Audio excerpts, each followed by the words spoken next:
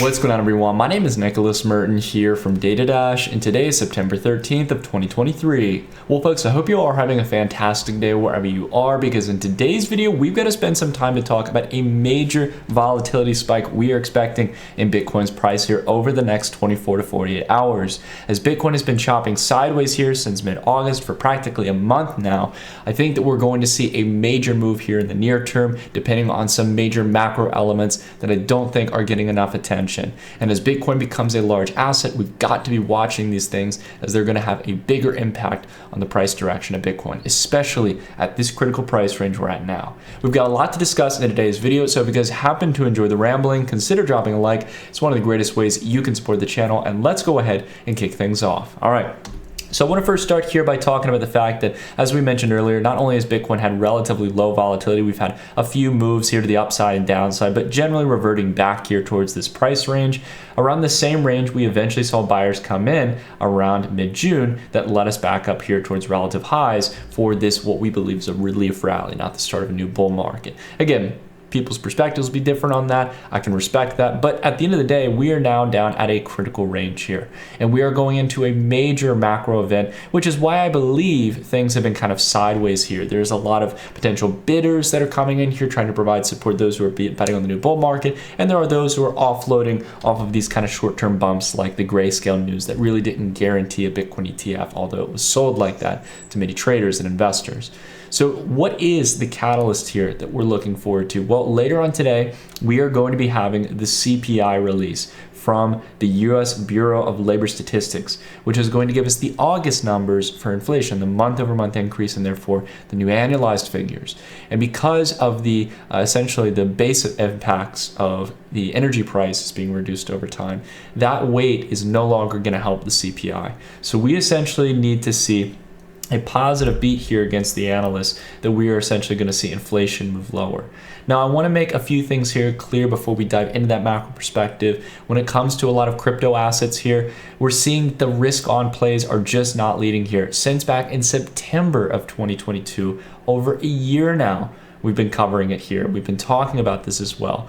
In the near term, we are bearish on Ethereum and altcoins, and we've essentially been saying that it is going to underperform against Bitcoin, and it needs to come down and test this long-term line of support since November 2016. It looks like we are finally getting that set up for some time in October, November, or December. And along with that as well, if we just take a look at the dollar pairing here for Ethereum, it's sending a clear signal for the valuation of altcoins right now. We've broken a year-long bullish pattern, and now we've broken to the downside, which is essentially a sign that the bearish sentiment in the market is still strong. Total 2 here for altcoins still declining. And along with that as well, we are seeing stagnation here in Bitcoin. It's a question of whether or not we can really have people show up to the plate. Well, as we dive into the macro perspective, I think it's going to become abundantly clear which side we're going towards here, or at least that the market is giving us some hints that things are quite worrisome right now, that there needs to be a big beat on the CPI, which I think is going to be difficult to happen considering the increases in crude oil prices and many other goods and commodities. Let's go ahead and dive into the price action. First off, yesterday, Apple had its big annual event, revealed the iPhone 15.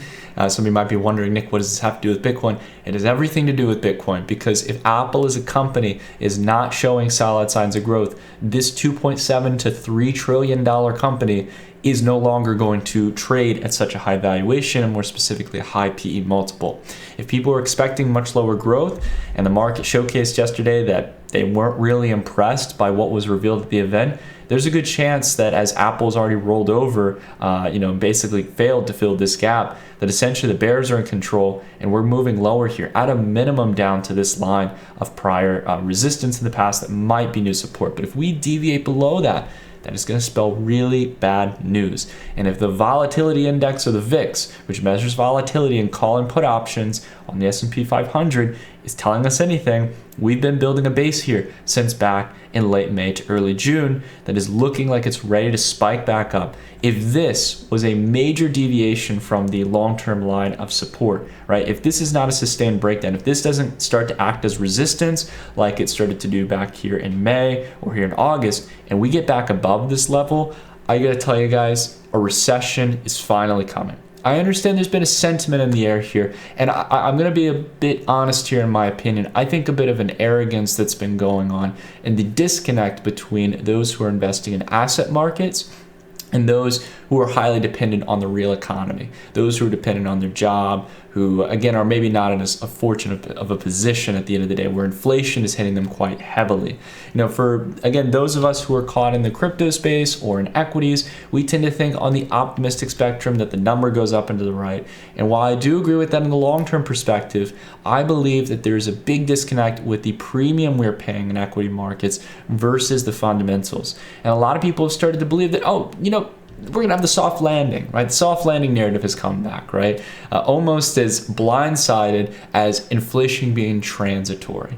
We like to think that it's not going to repeat like previous marks in history, but there really is no easy scenario out of this, guys. We're in a catch-22. Either the Fed kicks the can down the road and we get a depression, or the Fed continues to keep the target rate higher and continue increasing by a couple basis points every meeting or so, eventually until something breaks, until supply and demand in the economy get back to equilibrium. And I think that's what the VIX is winding up for here. When you see volatility flatlining here and starting to signal higher highs and relative similar lows, this is signaling that something big is likely coming. And it makes total sense. Again, if we just come back to the fundamental things that drive markets, I'm not even here to talk and say that fundamentals 100% have to do everything with prices when it comes to like earnings and things like that. But the fundamental thing that does drive markets is liquidity, money in the system. And we are seeing the biggest decline over the past year and a year and a half in liquidity that we've ever seen in our history. There is no period of time here where we retract the liquidity this much. We've already pulled back liquidity by $5 trillion globally speaking. And this looks like we're still heading lower here. I mean, if you guys were to look at this as an investable asset, I'd ask you, do you think this looks like it's moving higher? Like, is this higher lows, higher highs? Or is this essentially a failure to show up to the plate by central banks to continue stimulating, and essentially that they need to continue contracting, which I think is the right thing to do. I'm going to be completely honest in my opinion, right? In order to make this a mild recession, get it over with, and set the tone right, rather than kicking the can down the road and potentially having a depression, a long-term pullback in the economy where much tighter restrictions will need to be made.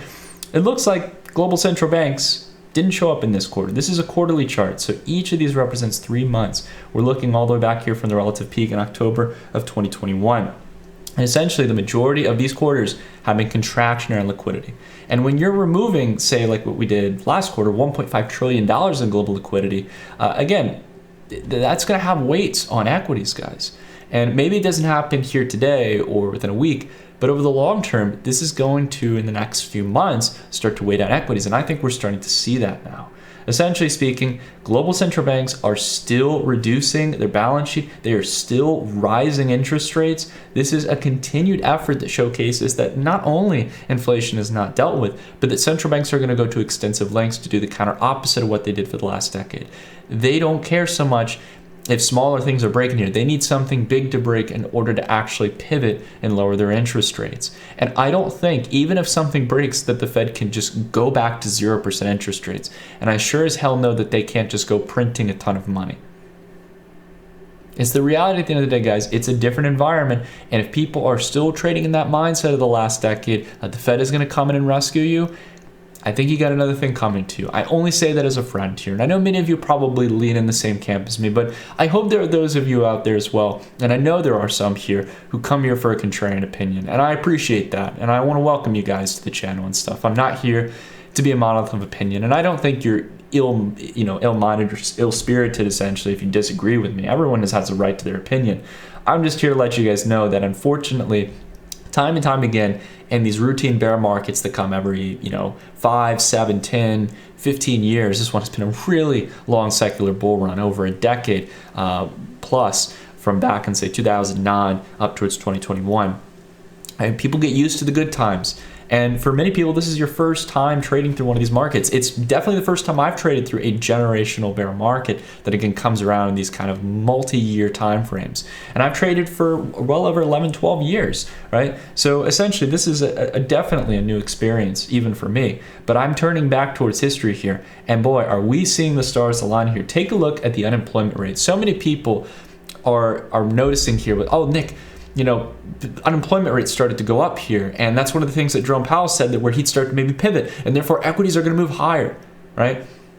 This is, again, unfortunately us thinking with wishful thinking, and unfortunately taking something that's negative, like the unemployment rate rising, and somehow making bad news good news. Well, I gotta tell you guys, there's gonna need to be a lot more bad news before it becomes good news, if that's your mindset. Because if we take a look here at the chart, take it back to 2000, right? The peak of the dot-com bubble, or for example here in January, December 2020. I know this was a bit of an anomaly here, but again, that was COVID. Let's just look through traditional recessions here, right?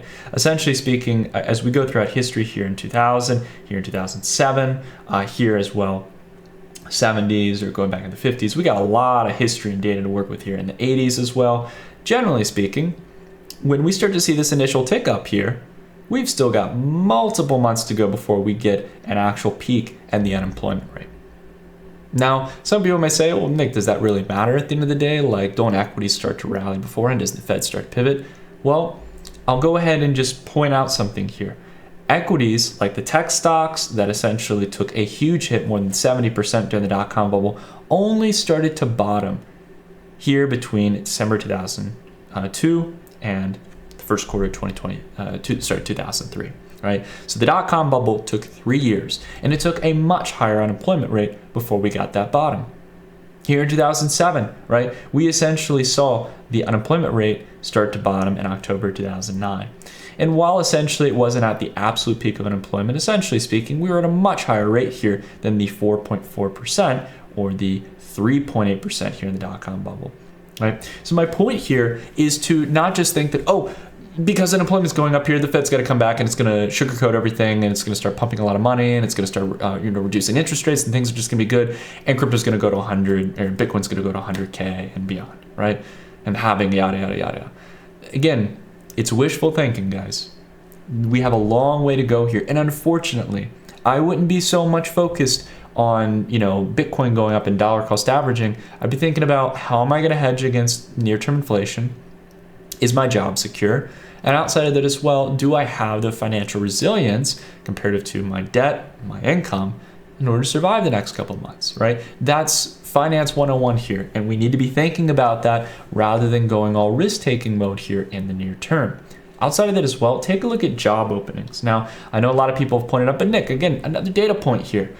The JOLTS, or the job openings in the United States, the available jobs in the economy that are posted by various companies or governments, essentially speaking, it's been down 27% here from the relative peak. We peaked back here likely in April 2022 at 12 million jobs, down towards 8.8 million.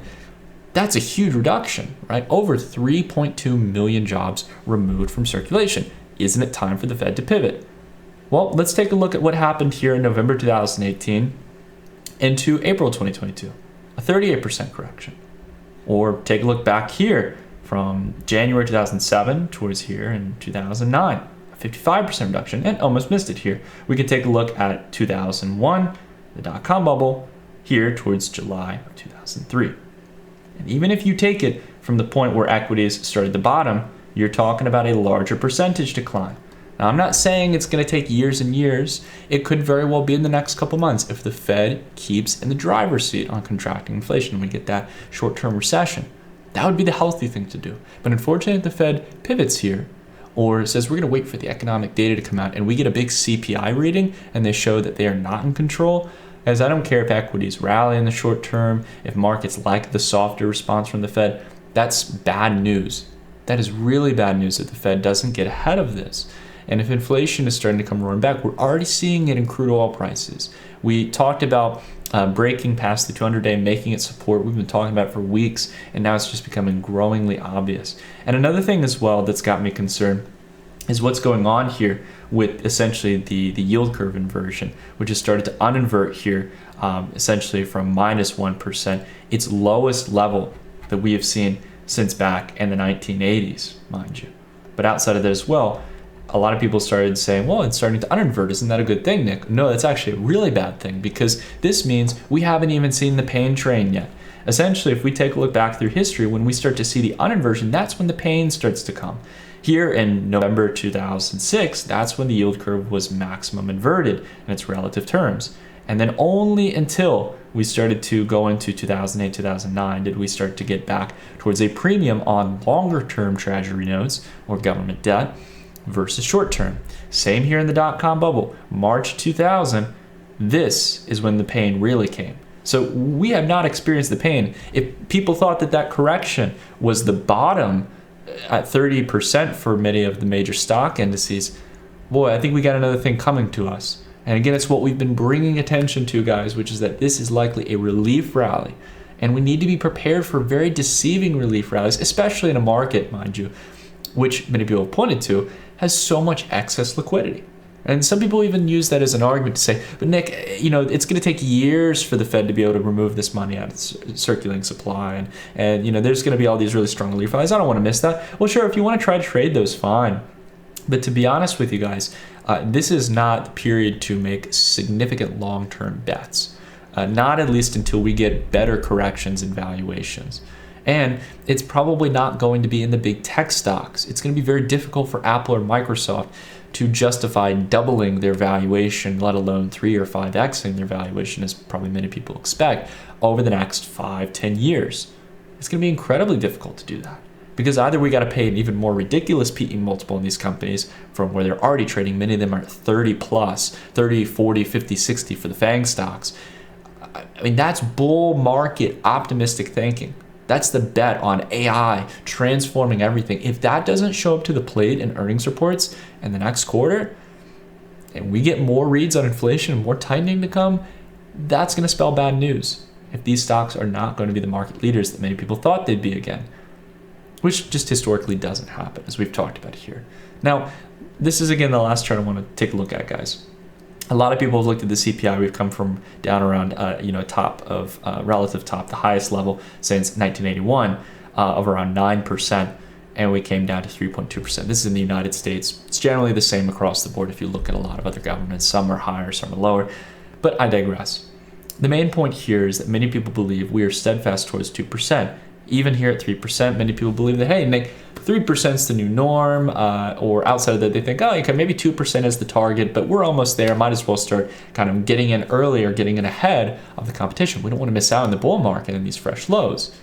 Unfortunately, that's the mindset that is going to trap so many investors, because we need not look any further than back in the 70s, where the Fed, for example, had inflation rise between the early 60s from around 1% to 6% in 1969, contracted it down to 2.7%, but then afterwards saw interest rates spike up towards 12.3%. And even with that, contracting interest rates as much as all the way down to about 5%, right? Cutting it more than in half. But then being left with another spike of inflation because the Fed jumped the gun. Fed chairmen at the time were just about as uncertain about the direction as Jerome Powell is today in many ways. Really, I have to tell you guys, the past couple chairmen we've had at the Fed have just really, unfortunately, not been able to commit to direction, especially Jerome Powell here. I understand he's got a difficult job, like really managing monetary policy at the end of the day. I know people have a negative opinion of the Fed. It's a difficult job, but you got to be able to do the difficult things like Paul Volcker did.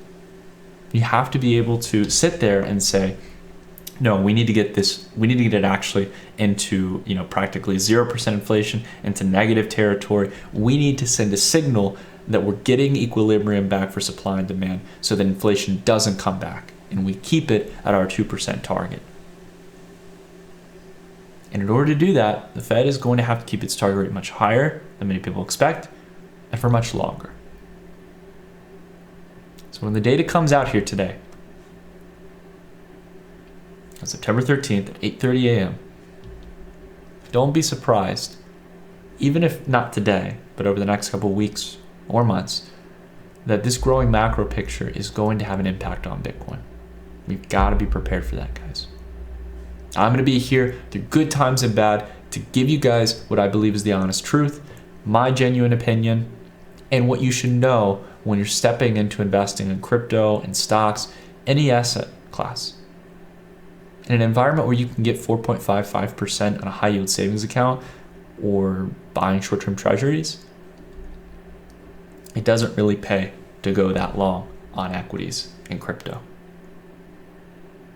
Not in a contracting environment where liquidity is shrinking rapidly. And stablecoin liquidity is shrinking rapidly. And the price premium we are paying for crypto assets versus that dollar supply is at a new high. Or at least relative highs. So it's again, it's something to think about, guys. It's definitely something to consider. But anyways, I rambled on a good amount, everyone. I hope you all are having a fantastic day. If you like this video, I'd not only ask that you consider dropping a like, but consider checking out the Dash Report. This is our newsletter here on the channel where you can get 20% off with a yearly membership. We not only do a 20-page report every single month, we dropped one this month where we actually talked about the 3 sectors we think could be market leaders in the next bull run. So if you guys want to try it out, you can always do a monthly subscription, get a lot of good alpha there. But we hope that you'll join us on an annualized basis as well. And you'll be able to get the mid-month webinar actually, where we're actually going to be doing a meeting here in just a few days where we're going to be actually hosting a presentation. I'll go through the charts, dive into some exclusive content, but outside of that as well, answer questions from you guys, dive into the charts, and hopefully get to interact with many of you out there. We have dozens of people joining in on those mid-month webinars, and we've got hundreds of members who join into the Dash Report each and every month. So we'd love to have you guys as a part of the family. There's a lot of great people you can interact with in the Dash Report discussion group, and so much more that comes with the offering, like my trade alerts and our specific indicators that we utilize, the red, blue momentum indicator that we utilize for momentum. So you get access to a lot of things, guys, and it's a great way to support the channel for much less than a cup of coffee a day. You guys can help me do what I do here on this channel. But that's it for today's video, everyone. I rambled on a good amount here. If you're interested in the dashboard, check out the link down below in the description. But until the next video, I'll see you all in the next one on Friday. Take care, everyone.